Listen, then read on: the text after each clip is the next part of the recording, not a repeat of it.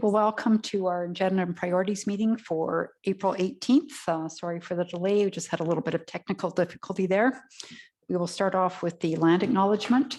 Town of Innisfail would like to take this opportunity to acknowledge the traditional territories of the Indigenous peoples of the Treaty 7 region and the Métis Nation of Alberta Region 3.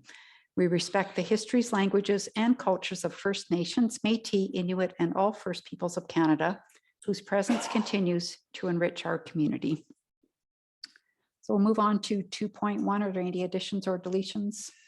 Yes, Mayor Barkley, removal of 7.1 cybersecurity. Our report is unable to be delivered today. Okay, thank you. And please have someone make a motion to adopt the agenda as amended.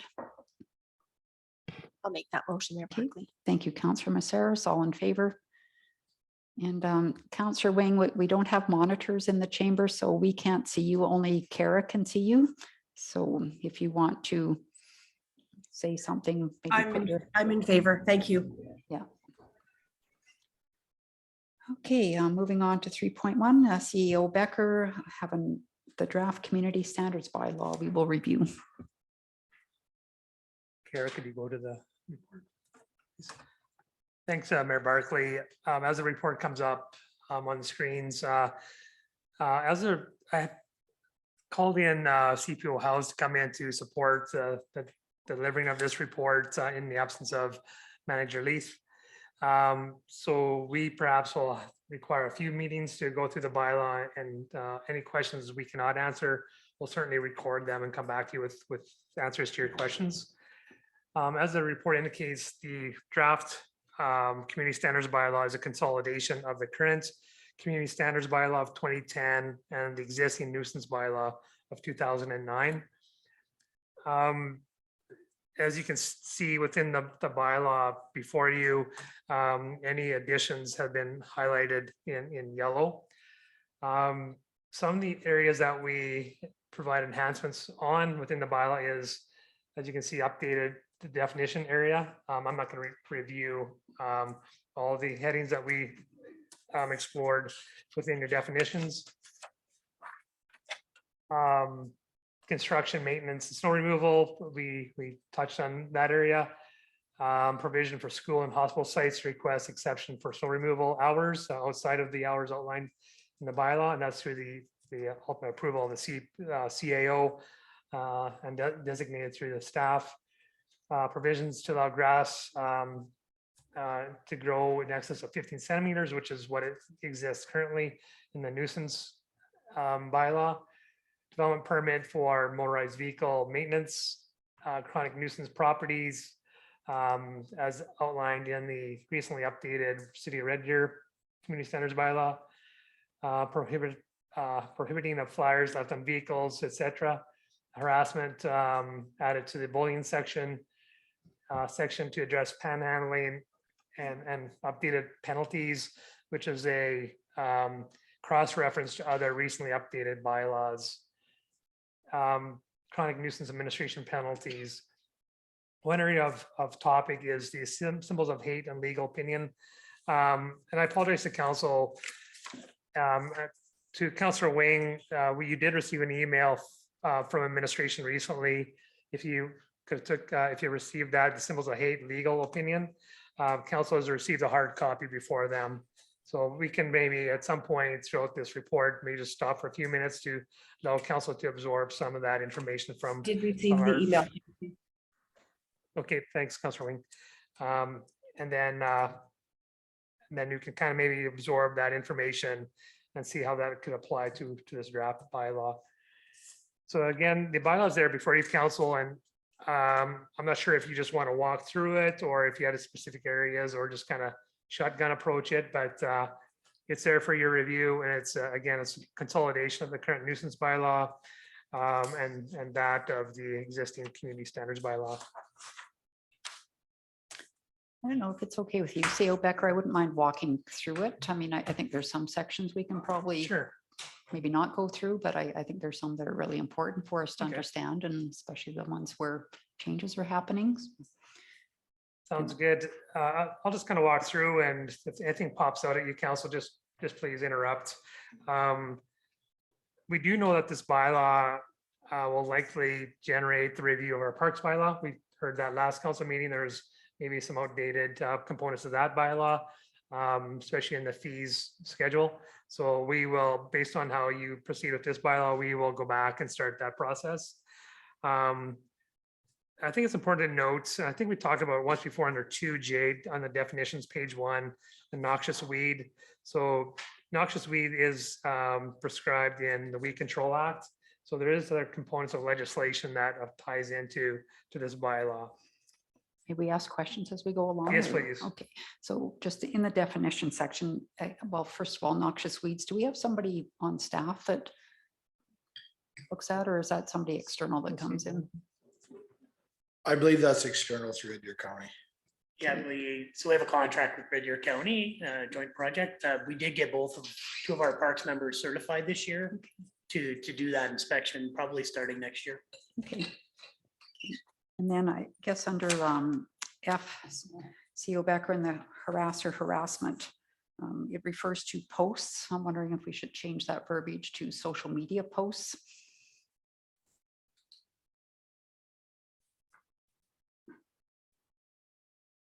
And would we add flags into that, or are we going to get to that later in the discussion? Or symbols, flags and symbols and. Yeah, we can certainly tag it and see if Yeah. it ties in. For what I've heard council speak about, and then the legal opinion, we might be pretty skinny on that section, so likely it might have its own definition. Yeah. Okay. Okay. Thank you.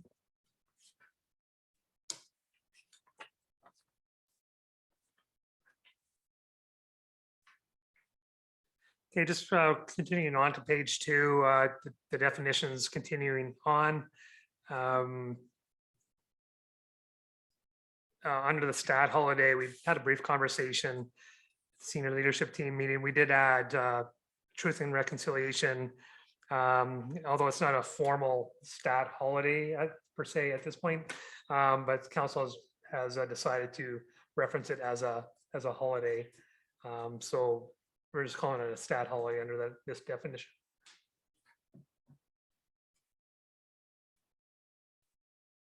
CO Becker, I've got yeah. one question. It's still on page 1, but you don't have to scroll back. Under nuisance, any activity that unreasonably interferes with the use and enjoyment of private property. So that's in the eyes of the beholder to start with, and then to be reviewed with us. Is that how that would be determined? You know, it's Councilor Bates, that's a really good question. And so this type of bylaw there's some discretion within it, and CPO House, you can clarify. So there's a descriptive piece that's missing. So it's under best judgment of the peace officer based on experience and court law experience. Yeah, it's under really the tolerance ultimately of the CPO. Okay, thank you. But is it not quite well defined in part 2 under nuisance and property maintenance? I mean, it goes into fairly in depth with respect to property and. Yeah, that's right, Mayor Barkley, whatever is not really outlined within the bylaw, it still is a level of discretion under the peace officer, but they use the components of the bylaw to do their job, but it's not so descriptive like a land use bylaw they have to be in decision-making mode to apply the bylaw. Yeah, so history is a big thing. If there's lots of history on it, you know, we can actually order them to court and let a judge determine what their punishment would be. We don't have to necessarily just write a fine out. We can actually order them to court. So history is a big thing. So if you got to go to court on that, they're going to want to know history, some back files. What was the time you spent? Yeah, so it explains it pretty good, I think, you know, in here in the nuisance privilege, you know, it defines it pretty good. So we've run into definitely some situations where people are saying it's a nuisance when in reality it's not a nuisance. It's more neighbor fighting neighbor, and so that's where it kind of comes down to our discretion where we're gonna, how far we're gonna take it. So we'll get into that, the meat of that piece as we get into the bylaw. Even with the noise section, we've had experience over the last little while just regarding noise and the application of noise and what is tolerated, what isn't tolerated. So that, again, we've got legal advice on noise, but under part 1, noise number 5. So it really depends. Type, following the duration of the sound, time of day and the week, and other relevant factors. So there is, again, it's discretionary again, but it's based on, it could be a nice, could be a music that is really nice and whatever, or it could be my type of music, which is the neighbors may not appreciate, but that's not true. I'm just making stories up here, but the idea is that noise could be a deterrent or a problem with one person. However, it may not be subject to enforcement based on the conditions or the areas outlined in this bylaw. So I guess my question is, if, we have the right to enjoy our home and our yard, and somebody at 2 o'clock in the afternoon is blaring music next door for hours on end, that's interfering with the enjoyment of somebody's home, regardless of the kind of music it is. Yeah, absolutely. It playing nonstop music for hours. 1 hour. You can hear it. You can hear it off the property. We've run into that situation. If they're willing to show us a log of the times that they've been having to deal with this, the officers show up, we do hear the excessive noise. Right there is the key. We do have a lot of music. So at that point, give us some time, some days. So on that information, that they're willing to do a statement on that, then we would go and lay a charge. For the fact we're not the witness, they're the witness, and they're the ones that are being annoyed by it. So example, that has been done. So that's how we would determine that.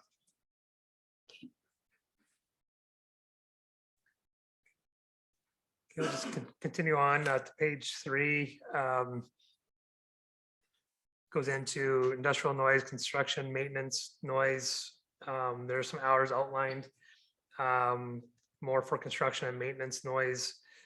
And that is between the hours of 10 p.m. and 7 a.m. There's some controls, except Saturday, Sunday, stat holidays is between 10 p.m. and 9 a.m. There are some exceptions, is based on snow removal. So public safety is priority.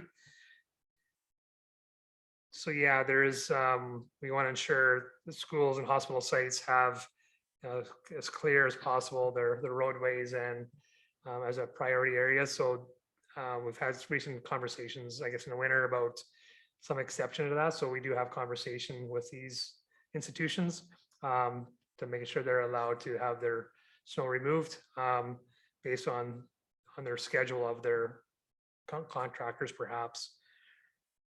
So we haven't received any public complaints on that, but if we do, we certainly measure complaints and speak to the contractors or the institutions as required, but it seems to be working. Part 2 is the nuisance and property maintenance component of the bylaw. So just kind of flipping over again, please interrupt. A lot of this under 18, page 4 is found in the current community standards bylaw. The town has the right to set some standard regarding what is acceptable, and it's through enforcement measures. Often the community generates that level of expectation as well. Obviously, council is the ultimate decider on what level, not per property. Really, but generally as a community, what level standard do we want the community properties to be maintained in? I think that's your prerogative. And then we would certainly apply the level of enforcement based on this bylaw, but again, the ultimate expectation of the community. So CEO Becker, with respect to that, you know, maybe some dilapidated buildings. Like we know we get a common complaint that comes forward. Is there something that can be done based on this particular section on some buildings? Yeah, Mayor Barkley, I guess if it's a property, so if the way I think we would look at it is this one property, or do we want to raise that standard for all properties? So as a council we want to raise our property to a certain standards. So instead of focusing on one, yeah, we have some ability to influence a property based on this bylaw, but that means then the expectation is that we're doing all properties to achieve that same level of standard. And it's at an expectation that we can have. Yeah, example would be, and it's outside of the realm of this bylaw, is the tree bylaw. Okay. If you recall, about 3 years ago, we found that we had not really applying enforcement. No disrespect to just a standard that we had for enforcing our trees on private property and probably even public property.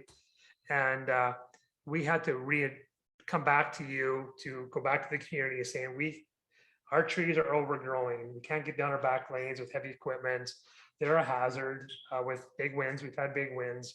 We need to have people look after their trees. They need to look after the corner lots for intersections. We need people that really get on board. So through a level of education and a gentle enforcement and then more advanced enforcement, we had to spend several years to take us from really not working the bylaw to now working the bylaw. It took us 3 years really, right, Al? So this would be the same thing as if we want to raise a standard, and we have one area of town that we get calls on that, we have constant conversation with that landowner. But we do have that ability, Mayor Barkley, to answer your question. We do have the ability to raise that standard as long as we're not discriminating against other properties of similar status. Yeah. Yeah, and I think unregistered vehicles or, vehicles piled up on properties and. Absolutely, it's We do address that in here. About vehicles that are parked, as long as they're registered, they're okay, as long as we're not exceeding 3. So it does cover it in here. I know the property you're talking about. Maybe. Yeah, Maybe. The last time not. I was there, everything was registered, so that is one of the things that we do check on, so. But even, I know there's been some issues in the past, commercial property close to downtown had a lot of vehicles on it that are kind of piling up again, it seems. And I don't know whether they're registered or unregistered. Some seem to have plates, some don't. Yeah, I'm not aware of that property. So if we see stuff like that, we'll, I guess, mention it to you, CEO Becker, and yeah, absolutely. Mayor Barkley. So it's something out of the normal or unusual. Yeah, you can just feed it to me and I can pass it on to enforcement. That happens regularly from other council members. So putting that out to all of you. But we're usually kind of see unusual type things, and but yeah, there's the odd miss, but we certainly try to keep those in check. would you ever think about maybe doing campaigns throughout the year for different things? Education first, of course, and then if have to take it further than that, then so be it. But just to try to raise it up, right? Raise those community. I think everybody wants the standards raised a little bit in this community. Feedback I've received. Mayor Barkley, is that in all areas of this bylaw, like properties? Well, I And would say properties and derelict vehicles sitting on front yards and that kind of thing. And Right.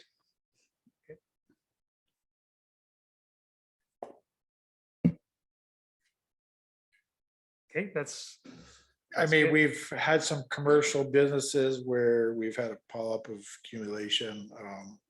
There's been letters sent out asking for vehicles to be removed if they're not drivable. As far as I can see, we get compliances happen. Sometimes it'll just build back up. Sometimes you gotta be on them a little bit, but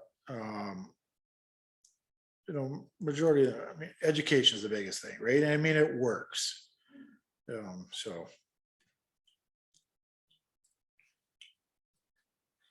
Okay. That sounds good. I'll carry on. If there's any questions on section 18, that's one that's really, you could really highlight that one. It's one that's kind of contentious. But again, we can discuss that administratively and just kind of take a look at that area and to see you know, how we can keep building on the application of the bylaw. But I think we've come a long way, but there's still work to be had for sure.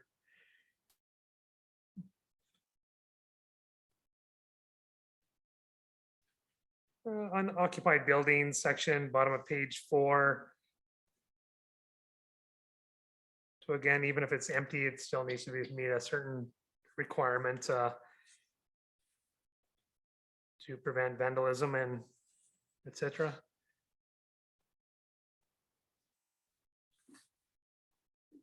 Just so you guys know that we've got some unoccupied buildings. So we have been in communication with, I'm gonna say most of them, about what our future plans. Some have been receptive to conversation, some have just shut us down and said if the town has a problem with it, the town needs to get a hold of us about it. But majority of the people are, there is some plans to get rid of some of these buildings and take these buildings out and sell the land, so. Okay, kind of tying into the other sections, section 24, accumulation of materials. So again, and Al can speak to this better, but you'd think we can just go in and say, remove this and clean this up, but it's actually quite a lengthy process from building a file. So Al mentioned regarding the other components. I can't remember you spoke to Al, but it has to build, we have to build a file to be able to apply force or enforcement. So yeah, even if it's a challenge to court, it could be even, you know, several months before it's even addressed through the courts. We can't give more specifics on that so much in the public discussion, but we certainly can give you examples in camera if you wish. Again, accumulation of materials that can occur, but it really depends on what it is and if it's for construction, or is it just, again, accumulation, which we often see that happening. And then we try to educate and then apply levels of enforcement as required.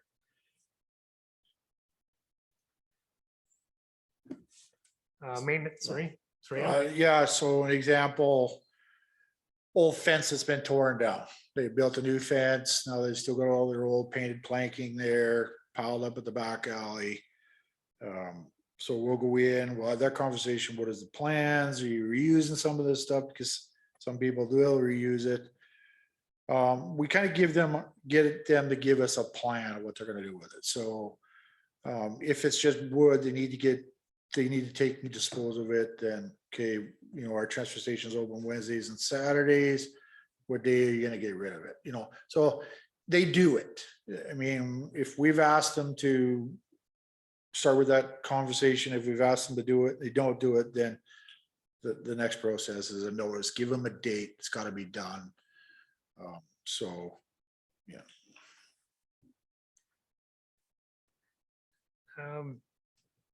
No questions on that.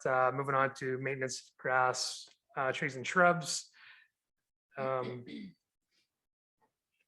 So 15 centimeters, basically just shy of 6 inches.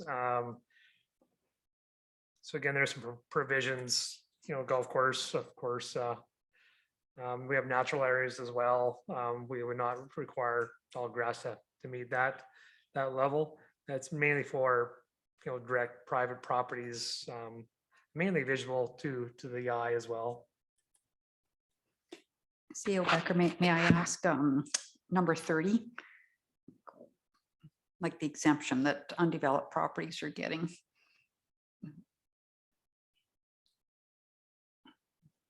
May I ask, like, I can why? kind of, so example Hazelwood, what, it's potential development in the future.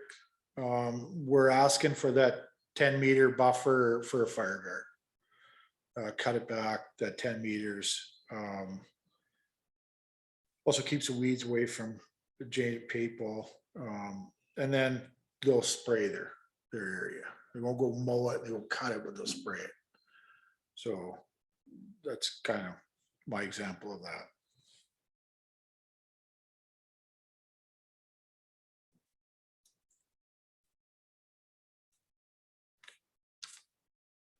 Yeah, I guess I just want to make sure that people with the undeveloped properties are keeping them neat and tidy.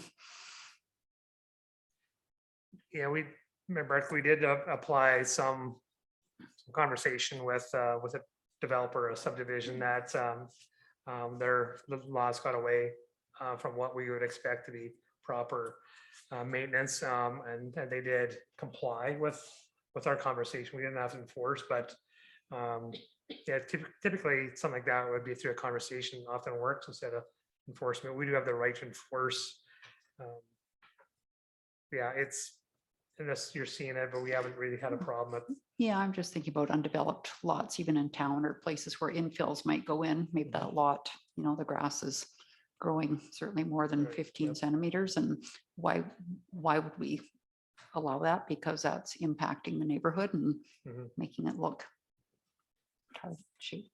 Like Not our good. small little lots, that lot that's between the two houses, we're making them cut them, Okay. cut them down. Yeah. Okay. Those big future development areas, we're not going in there, making them cut them down, we're making them Okay. spray them. But in our single lot that's between those houses, we are definitely making them knock those down as the town goes out and mows theirs down, right? Yeah. So we are doing that. Yeah, I was just even thinking in town, that there's some old areas of town where houses have come down or buildings have come down and there's lots sitting there waiting for development, and sometimes. Yeah, and I mean, Don't like look you too say, good. if you come up with, a specific lot, well, we'll have that conversation going Yeah, forward, but we'll make note for sure. Counselor, oh, she's back off, sorry. Counselor Wing wanted to speak, I believe. Councillor Wing, did you have a question? Well, I think you've answered it. I guess when I look at some of the additions to this bylaw, I can't help but wonder about what problem we're trying to solve. And so in the case of number 30, I mean, the CAO may grant an exemption from the application. Is there a process around that? Does any developer come to the town, come to the CAO to say, we've decided we're not cutting the grass? Is that okay? I just wonder about, again, is it an issue, and is this the proper wording, or if we should be, I don't know if it's specific enough, I guess. So I'm just over to the CAO for comment, please. That's your Councillor Wing, member actually Councillor Wing. It's really when you approve a bylaw, you put it to me to manage or apply the bylaw. So in this case, as there was with like a school institution with snow, we're seeking permission outside the 6 a.m. or 9 a.m., 7 a.m. So we discussed it. We reviewed the complaint file. Was there any complaints associated with this noise? There wasn't. So at that time, I approved it. In this case, it would be a conversation coming through probably staff to me. And I would review wouldn't be an application, but the information that they're seeking for to work outside or within the bylaw, and I consider that. I believe that's what the powers you've entrusted me with. And again, it's measured with complaints. If council is receiving numerous complaints, obviously, council would dictate if I'm managing this bylaw appropriately or not. So that's how I see it working. Okay, all right, thank you. I'm not wanting to suggest that there's nothing, something is wrong. I just wonder why, yeah, that's fine. Yeah, I would just hope we would never be giving exemptions, actually, but that's just my opinion. Thanks. And I think Councillor Wing, just on the undeveloped areas, as CPO House mentioned, a good one is Hazelwood, where they have their lots. And again, I won't speak to discussion, but I will, just to make it a real conversation. Some of those barren lots that are ready to be developed on got away from that landowner developer, and we had to have a friendly nudge to get those cleaned up, and there was compliance. But outside of those lots that are free, right adjacent to the street, there is a buffer area at the back end that we likely allow that to exceed 15 centimeters. Again, depends on who's adjacent to it and what it is. We may allow some flexibility there based on what this bylaw reads. Okay, thank you. Just to add to that, when you do cut all that grass down, weeds, what has the potential of happening is in our great windstorms we get nowadays, it creates a dust. And so that also creates another complaint. So having that grass a little bit tall, having that soil a little bit firmer, it does eliminate some of that dust issues that we would have going forward.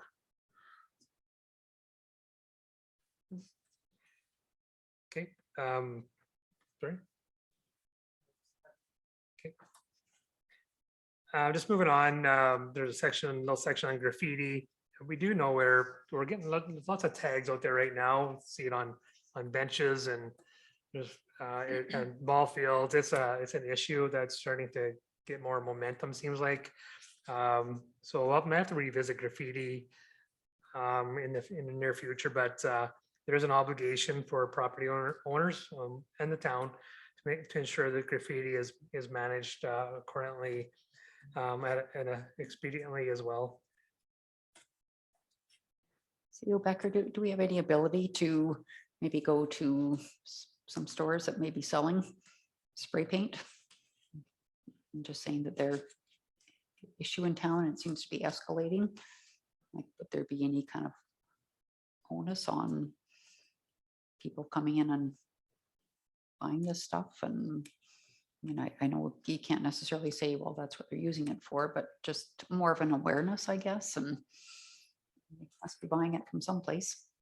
Yeah, so unfortunately, we haven't caught anybody red-handed yet. So the multiple colors that are out there, I'm assuming they're getting a lot of garages. They're probably going into mom and dad's garage and taking a can of blue and a can of green.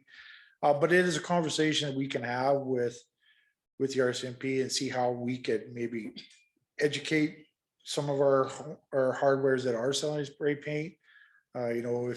If something doesn't seem right, a bunch of young kids come in and buy spray paint. Maybe it's a conversation we could maybe go forward, but I believe a lot of it's coming out of garages because it's just multiple colors and it's whatever color, and you can tell some of it is old paint and it doesn't paint right. They didn't shake the can right. Yep. So it was half, but it's a conversation that we can go forward with. Yeah, I wondered maybe even CEO Becker, some communication through the town at some point, just kind of educating the public this is going on, because maybe it raises the awareness with some parents that this is going on and maybe they can kind of watch for it. And yeah, I think that's a great idea. Put it on our website about graffiti, and it is a big burden to the town to clean it up. Also property owners to have it cleaned up. I think it's a good education piece put out there. Mayor Barkley, through to CAO. I'm just wondering, number 32, does that imply that the property owner bears the cost of removing the graffiti? That's correct, Councilor Mazeros. And so if it's a property that's being hit a number of times, that cost just continues going to the property owner? Councilor Mazeros versus, I'm not sure who else would be required to pay for that, I guess, but yeah, we're asking the property owners to ensure that they remove or cover up graffiti. And once the culprits are caught, what happens to them? So they'd be charged with vandalism, maybe trespassing. There are some consequences for, under a bylaw for doing graffiti. Yeah, so it is a property owner. If a person's getting tagged by spray paint, if you see it off the property, it is their responsibility to clean it up, but it's also their responsibility to try to prevent it, so do some of their own policing. They're watching on their part of it too, or getting neighbors involved in it to help try to catch them. So there are consequences for tagging properties and having that stuff.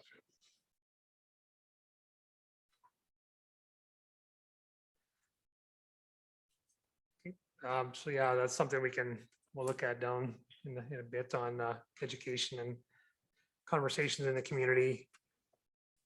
Repair of motor vehicles, page 6, is something that we have to work on a little bit too. Just you see the odd, the garage warrior, working on commercially, making a few dollars, and so obviously we need development permits for that to occur, but doesn't prevent somebody to work on, their vehicle, or a family vehicle or whatever. So as long as they're not accumulating, you can almost tell of the accumulation of vehicles for commercial use. Yeah, it's more the officer's discretion. When the officer goes there, it's come in as a noise complaint or an odor complaint, or part of our investigation is, what is the vehicle? Are you working? Are you doing this project for somebody, collecting money? That obviously requires a business license and a permit to be able to do it there. If it's just he's fixing a rust spot in his old truck, how long you plan on doing it, do you have the room to put it in your garage to do the grinding? Well, where's the times that you're doing this? So it's definitely the officer's discretion, and I don't see a big problem with this. I don't personally anyway, so.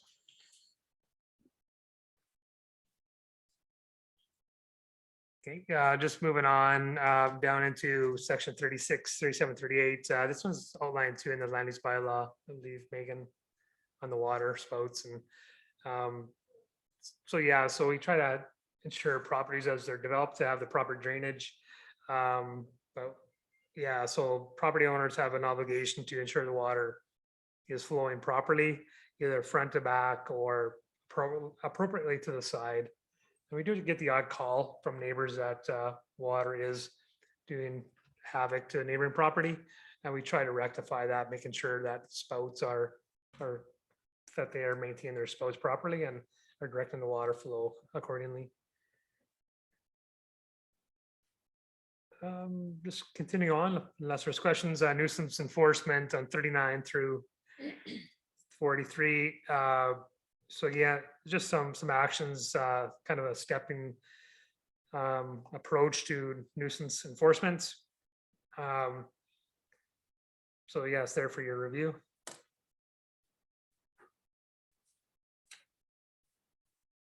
Section 44 through 48 is a new section. It's based on City of Red Deer's bylaw. And you could, based on experience, you could read it while somebody could just phone in 4 times or 6 times.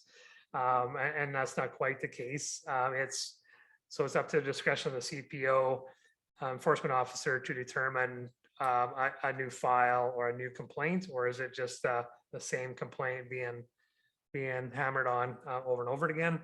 So it's really there for your review, but it is new. And maybe Al, do you have any thoughts on this section? I know you guys helped put this together. Yeah, not really. I mean, it pretty well explains itself. It is new.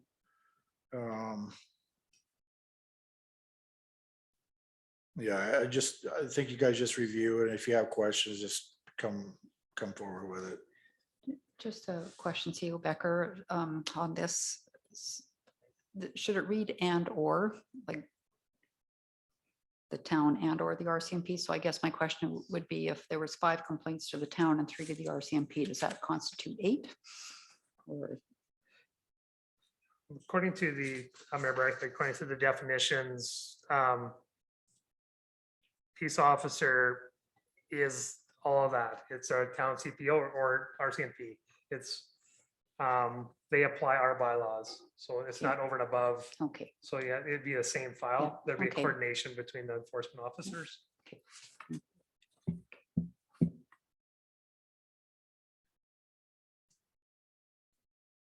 Yeah, because legal reference to an RCMP officer is peace officer.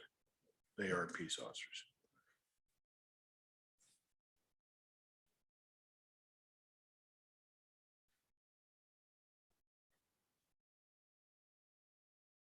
So I kind of see this section having a little bit more meat with the courts. It's really putting a spotlight on, we have a problem here. This landowner is not complying with the bylaw. It's not complying with enforcement actions.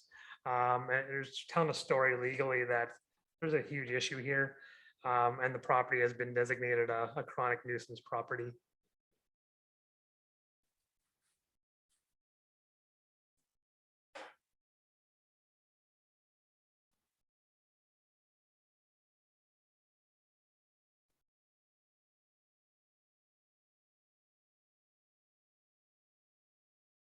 So under section 47, just administrative penalty recovery, obviously that is through the courts, municipal ticket or violation. There is some provisions in the municipal government acts on certain things applied to taxes. So if we don't get, I know that it's kind of case by case, right, Erica? But there's some abilities that points to if we're not receiving, I guess it's outside of the courts. The courts is the mechanism to collect fines. But there is some components of maybe this bylaw that could be applied to tax recovery. I'm not sure, but really depends on the situation.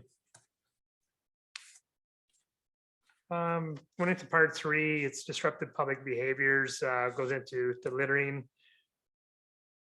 There has been, I know we have applied the current bylaw with littering recently, with some, I can't get into the details, but that the bylaw has worked on littering. What's the human waste piece? Flyers, placards, posters, provisions on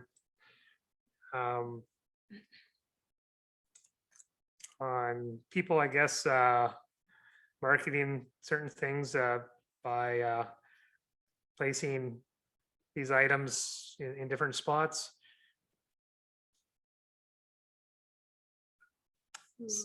CEO Becker, we have a question. Thank you, Mayor Barkley, through to CIO Becker. I've got a couple of questions about the bylaw. And so one of them is, who protects like light standards, or like where does that kind of public property fit? And the reason I'm asking about that is related to another question. Now, I know that we can't encompass everything by saying flyers, placards, and posters, but I'm wondering if this would be a good opportunity to include stickers, given kind of some of the new knowledge that is coming to council about some of the terrorist groups. So it's kind of a connected question, I guess. Mayor Barkley, Councilor Mazzarellis, I think it does apply.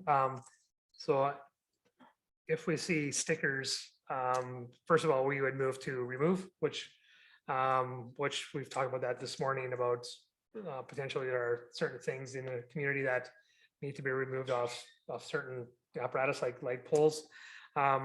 We would probably not move into a level of enforcement based on a sticker, but if they continue and build a file, certain behaviors, we would then apply the enforcement accordingly. But first step we would remove that, just like a graffiti, we'd remove inappropriate descriptions of inappropriate behaviors.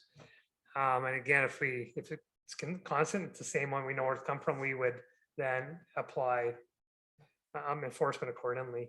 But we can't just go in there and apply enforcement based on a perhaps a single case. But on this case, the direction has been to just locate certain things in our community and remove them, which we did last summer as well. I'm not sure if that's answering your question. Yeah, that helps. Thank you. And I'm wondering about just including the word poster or stickers to kind of update the language. Certainly.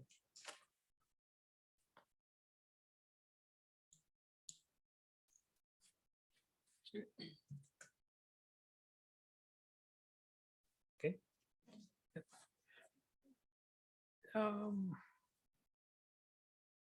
So it goes into fighting, loitering and yelling,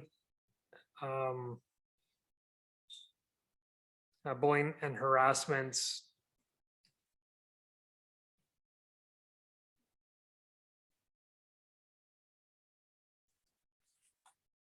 This is probably an area we could get into symbols of hate, but I'll just continue on. Mayor Barclay or Jess, you want to talk about it now?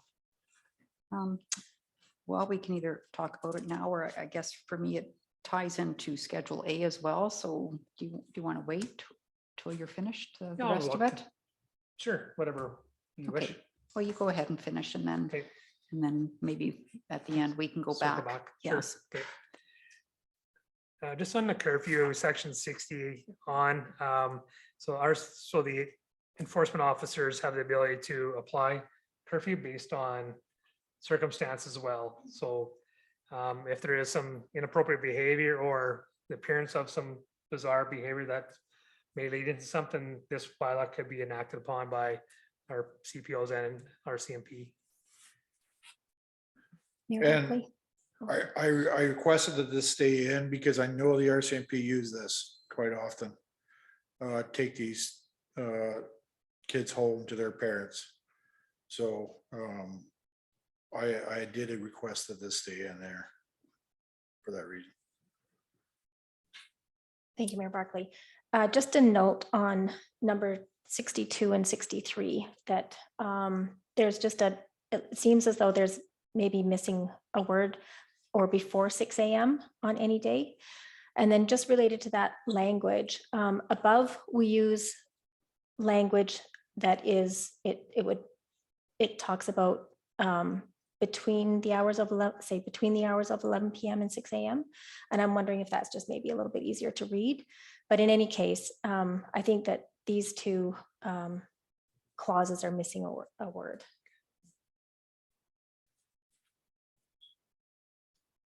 Thank you. We'll take a look at that, Councilor Mazuros.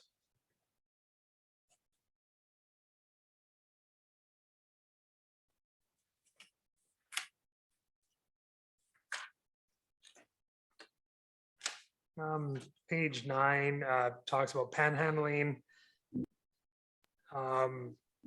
tobacco and cannabis, just a small section there. We do have another bylaw. Megan, we have another bylaw regarding cannabis. Well, it's parks bylaw too, right? Yeah.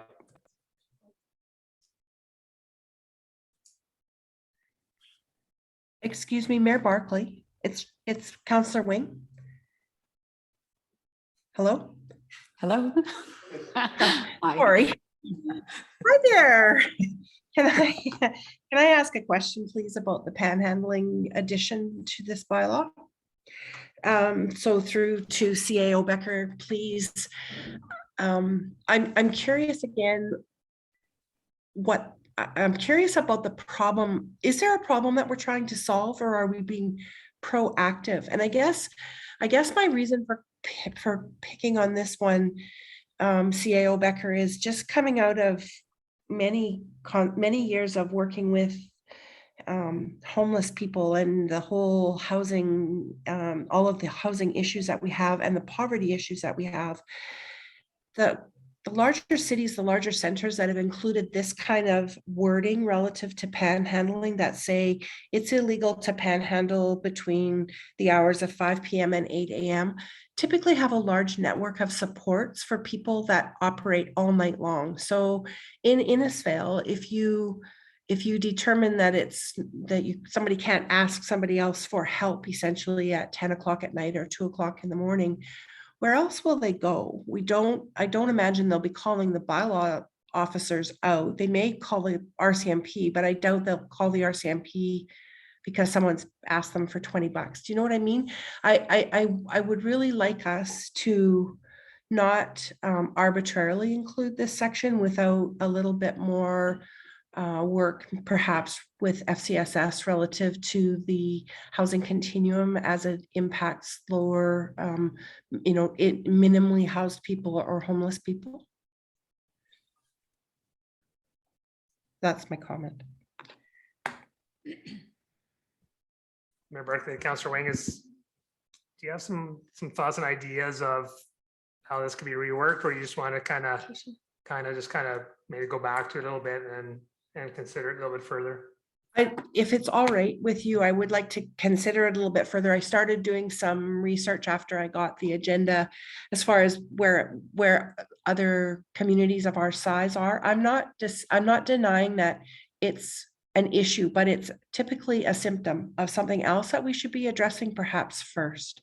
And so, like I said, if we can be confident that we have good systems in place to address homeless camps or people that are looking for something to eat and the food banks only open half a day a week or whatever the situation might be, I just think we can better inform these kinds of bylaws because it's important. I'm not disputing the fact that we need to be protecting our citizens, but we need to be supporting the citizens that need the help as well. So if we're okay just to do a little bit more work on this, and I'm happy to be a part of that conversation, I would appreciate that. Mayor Barkley through to Councillor Wing. Can you hear me? Councillor Wing, I can hear you. Okay, just some clarification. I'm wondering if you're talking specifically about 64A or if you're talking about the entire bylaw. Well, I think Councillor Mazeros, the entire bylaw is new, and I think it looks to me that it's been taken from another. It's identical to other cities and other communities that I've seen. So again, do we have a problem with panhandling right now currently that we want to be able to jump in and say we need a bylaw right now that tells people they can't panhandle at night? Or can we look at this entire 64A right through to H and say, are there other pieces that is there other ways we can deal with this? Councillor Bates. Just a comment, this is Councillor Bates. I don't personally see the problem with having it in the bylaw. I think we should have something, and it's how we react to it that maybe Councillor Wing is more concerned about. Because if we don't have it in the bylaw, I'm sure down the road a situation will arise and we'll say, why we need to change our bylaw because we don't have anything in there. And I think we can talk about our reactions and make them appropriate to not seem onerous. That's my thoughts. Yeah, those are good points. I also would think too, I mean, if RCMP are being called out maybe at midnight or something because of this kind of thing, we know that they're now have the mental health supports as well. Well, I think they always have had, because I remember asking Staff Sergeant Matichuk that question one time a couple of years ago, and they do link people into other supports and stuff. So I think what you're saying, Councillor Wing, is you're concerned that somebody isn't even going to know, like they're just going to feel harassed, but they wouldn't want to call anybody. Is that what you're getting at? I think there's a broader perspective to it. So do we only care if someone panhandles at night? What's the difference between panhandling at 2 in the morning and 2 in the afternoon? Why is it illegal at night and not during the day? Like, I just think, again, I think that I think it's, this bylaw is coming from communities that have other supports in places or other programs in places. And I just want to, I would be very concerned that we didn't have some of those other processes and connections in place.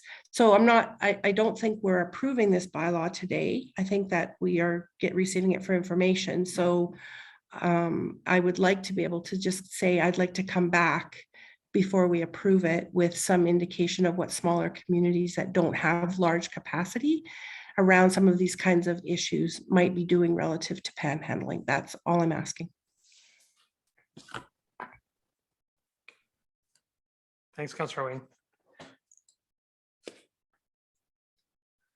So that part 4 is going into the offenses and penalties. I'll leave it there. If there's any questions to that. 72 is municipal tickets.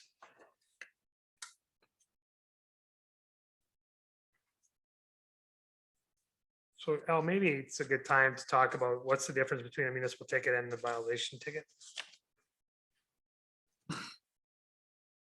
So a violation ticket is a provincial ticket, gives them a chance to plead guilty or not guilty, gives them a court date.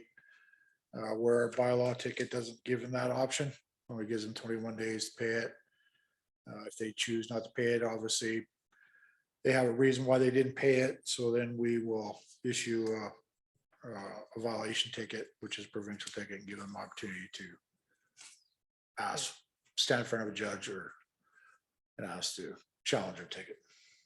Yeah, just along that, so the CPOs are in a position to judge the situation. Do they go to a municipal ticket, or do they think this could be a flight perhaps, or an issue of not collecting the ticket?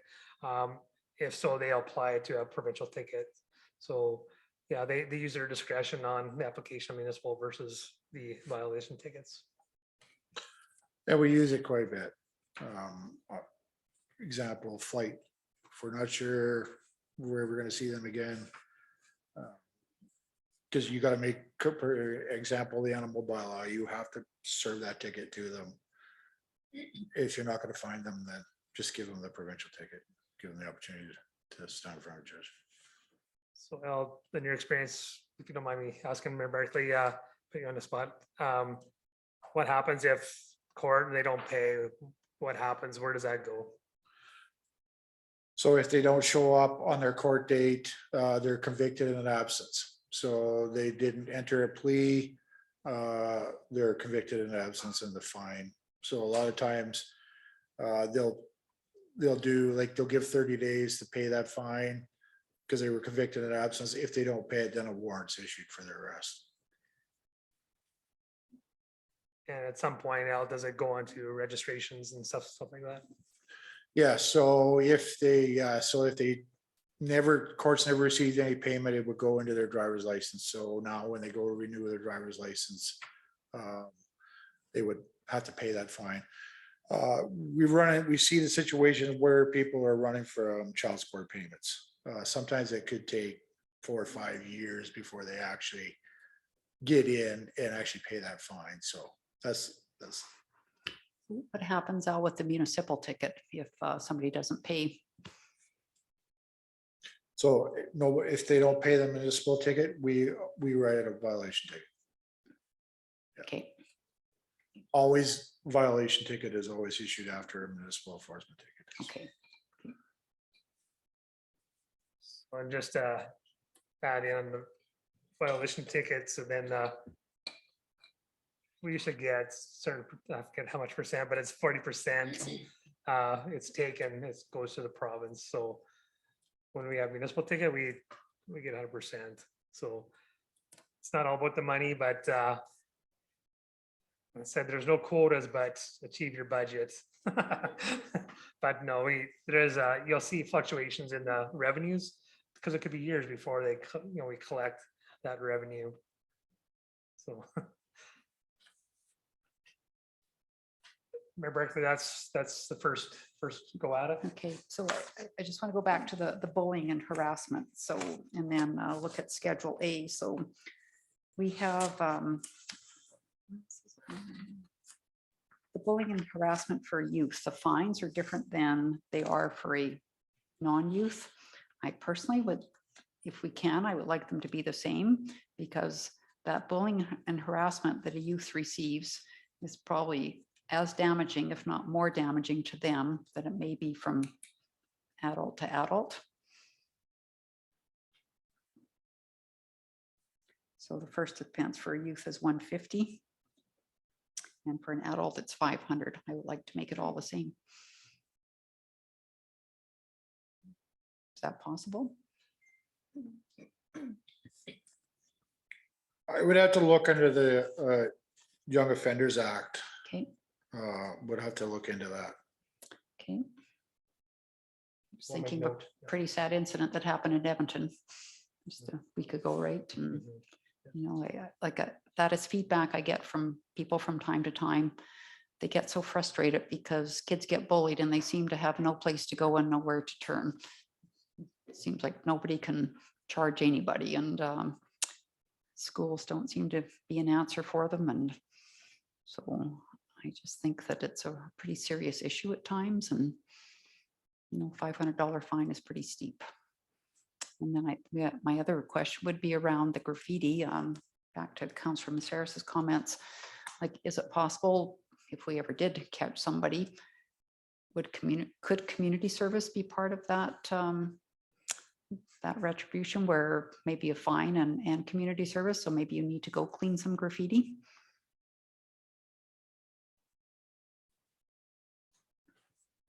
Yeah, I don't know how to answer that one. I'm No, not sure. Yeah, you So I probably don't know know- right now, but I don't know how just that curious. process works. I don't know if the courts are the ones that order that. I don't know. I've not been involved in that, so it's something we can table and maybe look into. Mayor Barkley, we have utilized that type of program before in restorative justice, so we'll come back to you with that, an answer to that question.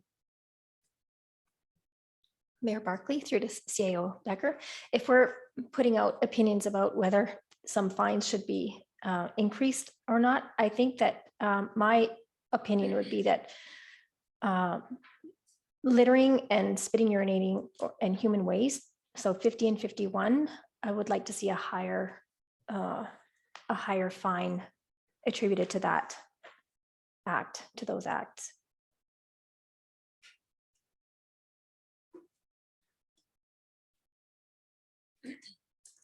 So what, Mayor Barkley, Councilor Reserves, what we'll do is, so a couple things we do when we come up with these is we do comparables to other municipalities on their most recent bylaws. But then we also apply it to are these applicable to the fine with the courts? So it could read $1,000 and the court might just apply 500. So I'm not sure how that works, but we'll certainly take a look at that if there's a room to increase those ones.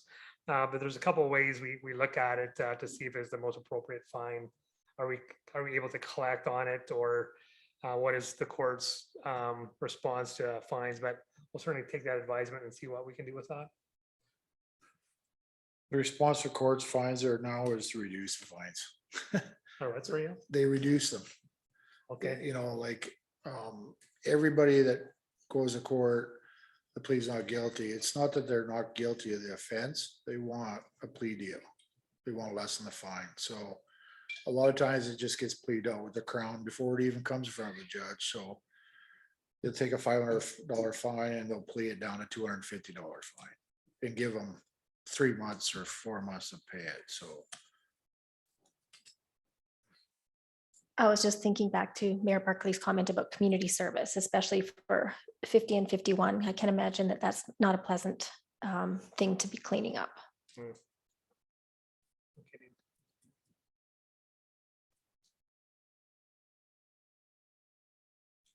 Okay, we'll certainly look at those the fine amounts and see if there's room to move those up.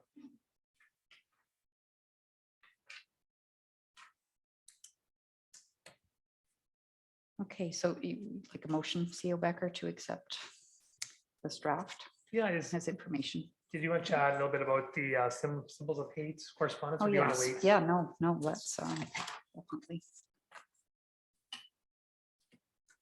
So those, if you don't mind, I'll just maybe leave just a few minutes for council to review the legal opinion of symbols of hate.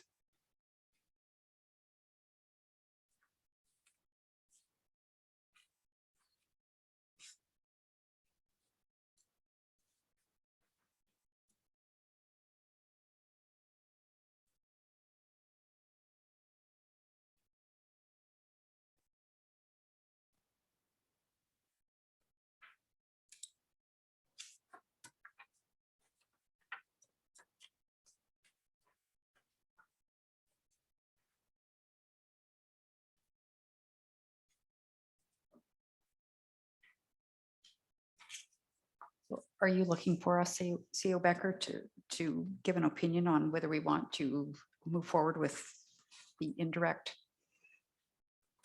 I mean, looks like that's the only way we can Yeah, do this, but I'd advise council to have that conversation with the direct administration to see what kind of wording we can put in indirectly to mhm. influence this type of behavior and actions. Yeah, I would think even what Councillor Maceras mentioned before, that the stickers, that might even go into something like that as well. And I think, one thing that's pretty clear, we kind of see some stickers on the lamppost and it's kind of like, yeah. But, I think it's really important for us to recognize who these groups are. And this is how they bring people in. And it's extremely dangerous. We see the rise of this hate happening here in our province, and we need to take it seriously.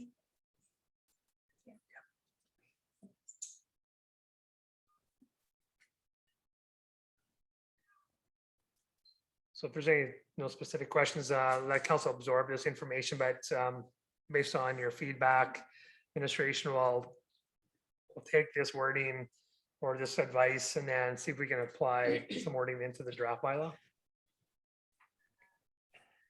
Is that all right with Councillor Bates and Maceros and Wing? It's Works for okay me. with me. Yeah.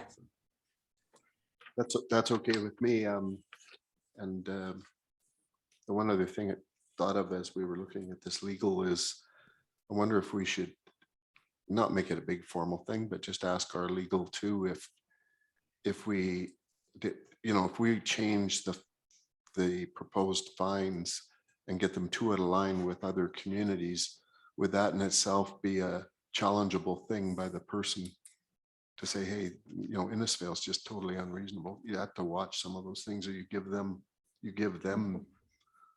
the position to get out of it. So, that was just a comment there. But no, it's okay with me. I would even make the motion that we receive this for information. So, sorry. Yeah, she's got her. Okay, Councillor Wing. Sorry, I would be in support of that as well. Okay, so do you just need the one motion, CO Becker? I think so. for the recommended motion. Yeah, then we'll come back with some of those adjustments as per the conversation. Okay. Can you make it? Oh, I thought I just did. I'll move that we accept the report for information and appreciate them looking at adjustments. Thank you. Okay, thank you. All right, all in favor? Yes, in favor. Thank you.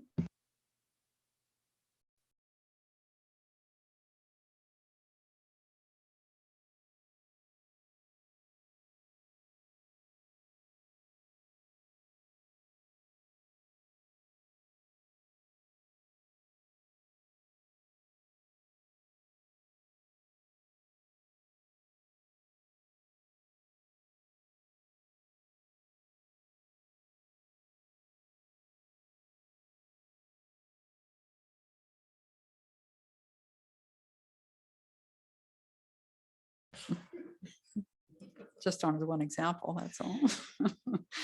The 3.2, Director Vickers, the tax exemption information. Yes, thank you, Mayor Barkley. So this year, we actually had our first 2 applications for tax exemption status. We did go through that process and eventually council did grant them exemption status.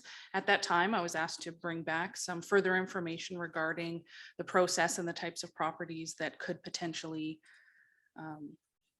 qualify under this thing. So that's what I'm going to talk about today. So in Alberta, property tax exemptions are legislated by the provincial government through the Municipal Government Act, or MGA, and the Community Organization Property Tax Exemption Regulation, or COPTR for short, which is then administered by municipalities. The main focus of COPTR is to further outline criteria for nonprofit organizations to qualify for exemption status, given the evolving nature of nonprofit operations. It is not a given that every organization registered as a nonprofit will be exempt from property tax. Any previous taxable property or business that is rendered exempt by virtue of ownership and or use is removed from the taxable assessment base. This effect is small on an individual basis, but is substantial when all exempt properties and businesses are considered. Therefore, the overall effect of a tax exemption is that the remaining taxpayers provide an indirect subsidy to organizations that are exempt from taxation. Current provincial property tax exemption legislation does not exempt organizations that through nonprofit are structured to benefit their members rather than the greater community. So in 1997, a review was completed by the government to establish a set of principles and a process that could be applied to situations requiring consideration for property tax exemptions that involve nonprofit organizations. And they did identify these 4 principles, and they are advancement of public benefit in terms of charitable and benevolent purposes, community games, sports, athletics, recreation, and educational purposes, a recognition of the volunteer contribution and fundraising component that most often characterizes not-for-profit status organizations, advancement of youth programs and community care for the disadvantaged, and appropriate access to nonprofit facilities and programs. COPTR does further identify the charitable or benevolent purpose to mean the relief of poverty, the advancement of education, the advancement of religion, or any other purpose beneficial to the community. And those includes the principles identified above. Through the MGA and COPTR, properties that fall under MGA section 3621N can apply to the municipality for a tax exemption status. When an application comes in, the administration will advise the business on any requirements needed in order to assist council and administration to decide on the tax exemption status. And these applications, whether approved or not, must be made each year. Each type of business under COPTR has a different set of requirements that each business must meet in order to qualify for a tax exemption. And I did attach that regulation in its entirety for your review. So I did pull the list that COPTR does identify as examples of types of property that could be included. So 4-H clubs, airports, cemeteries, hospitals, ice arenas, libraries, community halls, seniors accommodations, sheltered workshops, ski facilities, food banks, Girl Guides, thrift shops.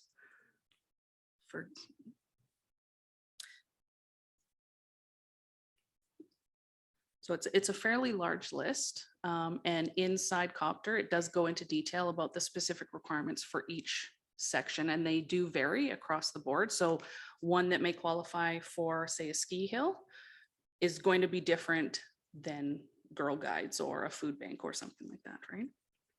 So in the MGA, there is a section that allows certain properties that qualify for a tax exemption status to actually be made taxable. So section 362-2 outlines that properties that fall under 361N, section 3, that's used for a charitable or benevolent purpose that is for the benefit of the general public and is owned by a nonprofit organization. So that's one of the sections. And then also number 5 is held by and used in connection with the society as defined in the Agriculture Societies Act or the community association as defined in the regulations. So those are the only 2 sections that council can make someone taxable if they qualified as exempt previously. Council will do this by passing a bylaw. So if council wishes to pass a bylaw to make certain types of exempt properties taxable, council has the discretion to determine to the extent of which these properties would be liable to pay taxes. You could say at a 50%, you could say at a 25%.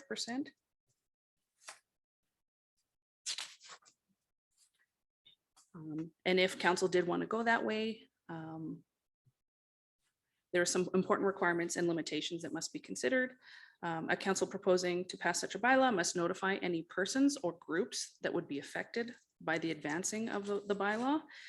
And if a bylaw is passed, it cannot come into effect until the following year. And municipalities cannot single out a certain type of property in a specified class to pay taxes and allow other properties within the same class to stay exempt. For example, if we want to make nonprofit childcare facilities taxable, then it would apply to all of them. We can't just say only one is taxable and others are not.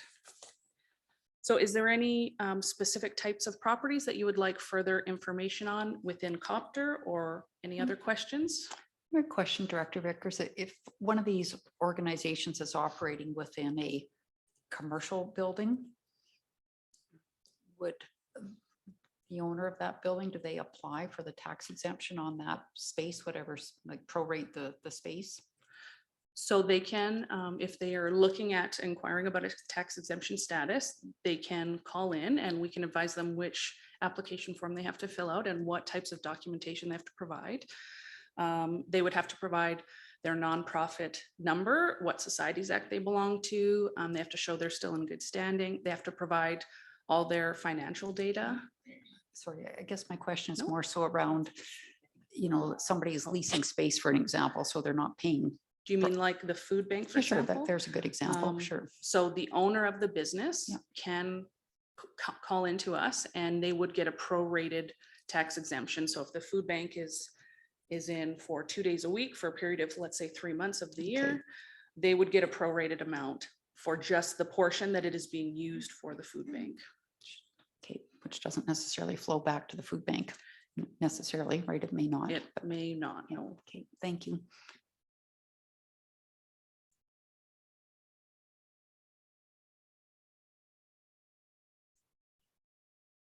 Is there any other questions? It really isn't very easy to receive a tax exemption status. They truly have to be nonprofit. And their employees can't benefit either, which means it basically has to be a fully volunteered program, right? So when we look at the 2 that we already granted, they're fully volunteer. 100% of any money they make goes either back into the business or into the community in some way. And for the 2 that we did grant, we did have legal opinion done because they were the first couple that we had done. And going forward, if there's any that would be in question, we would likely get a recommendation from legal again, right? Just to make sure that we're making the right decision. Okay, well, thank you very much. Any further discussion? Okay. And I will have somebody please make a motion that we accept this report as information. I'll make the motion that we accept this report as information. Thank you, Councillor Maceras. All in favor? Thank you. Yes, I'm in favor. Thank you. Okay, so we will move to roundtable discussion and we will start with Councillor Wing. Councillor Dunham's not on, is he? Okay, Councillor Wing. Okay, give me 1 second here. I've got a, oh goodness, sorry. I had this open. Okay. Sorry, Mayor Barkley, just a bit of a technology thing here. Okay, so Is it last, technology or is it waves? Ocean waves.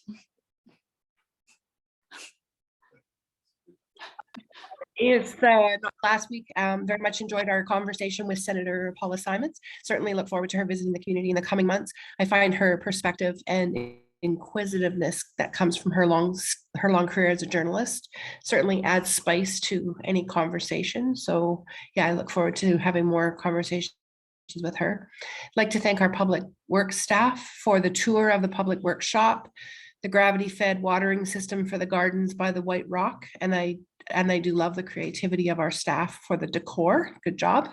The tour of the cemetery, looking at the trees and the aging trees, I should say, and then Reservoir 3. So thank you for that. Maintenance and management of all of the facilities is so important. And certainly the passing years just provide more challenges and opportunities for the future. So we've got some good work to do, but we've got good work that's been done. And then last Wednesday evening, I attended the Innisfail and District Chamber of Commerce April board meeting. And that was the end of my week. That's all I Thank you very have. much. And Councillor Bates. Okay, so I too enjoyed Paula Simon's presentation, discussion, sorry. I also attended the Mountain View AGM and regional and regular meetings, sorry. I found it interesting. We went through the audit and I did ask the auditors for an opinion and about anything we should be keeping our heads up for inflation. And the one thing they said is don't get behind on anything that you're having to charge, because once you get behind, you never catch up. And so I found that to be interesting, which is just perpetuating inflation. The tour of the public facilities was great. I'd like to commend Stephen and the rest of administration on just the condition of all the facilities that we viewed. I looked in my little day timer and I may have had too much in there. If we had a tour of Day Dental, I missed it because I totally forgot about it. Did we have? Oh, okay. I'll have to re-inject that one. No MPC this week. I do have a Central Alberta Waste Commission meeting. That's the one that's every 6 months, where it's kind of a routine thing. And I do have a Mountain View Water Commission business planning session this Saturday. I'll be happy to know I'm sacrificing my Saturday. That's it. Thank you. Thank you. Yeah, Day Dental is May 4th. May the 4th be with you. That's how I remember it. So Councillor Maceros. Thank you, Mayor Barkley. I also attended the Public Works Tour. Just want to thank administration and Director Kennedy for organizing that. And I echo what my colleagues have said. And I attended the second webinar for the Resilience Project, Understanding Hate and Extremism. And it's very interesting, very good webinar, very good information. Thank you. Okay, thank you. So attended the Senator Simon's discussion. And also, as my colleagues have said, thank you, Director Kennedy, for the tour, the Public Works tour. It was wonderful and a lot of positive feedback on the elevator. That's pretty neat. And I have this coming week a South Red Deer Regional Wastewater meeting, and also did business visits last week with CEO Becker. Went to Local 496, which is a very neat place. It's actually a training center where they are teaching high school students how to weld. And I know that I'm know in the future that we will be going as a council because they're certainly very interested in getting to know everybody. And I think they like to showcase that their facilities. So lots of good stuff coming out of there. And then Wednesday evening, going to be participating in the anti-hate town hall that the email that I sent out to Councillor from MP Julian's office.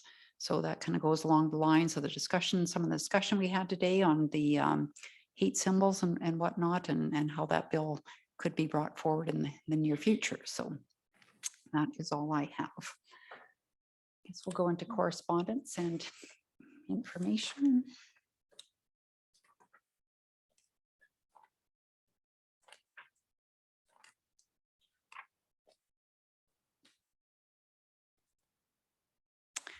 CEO Becker with the another proclamation, the longest day of smiles. People have had a chance to read that.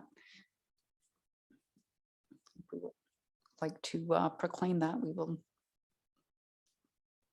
do a motion here or wait till next week. Probably next week, Yeah, or okay. birthday, it's probably a good idea to move into it, the ability to do them in the EMP just for Yeah. ease, but according to the procedure bylaws, should be going to next Yeah, week, so, okay. so we'll put it on the agenda. Okay, great.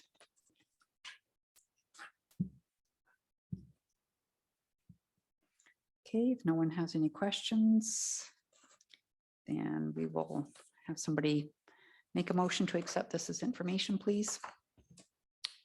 Mayor Barkley, I'll move that we accept the correspondence as information. Okay, thank you, Councillor Bates. All in favor? I'm in favor. Thank you. And then 6.1, 6 upcoming events.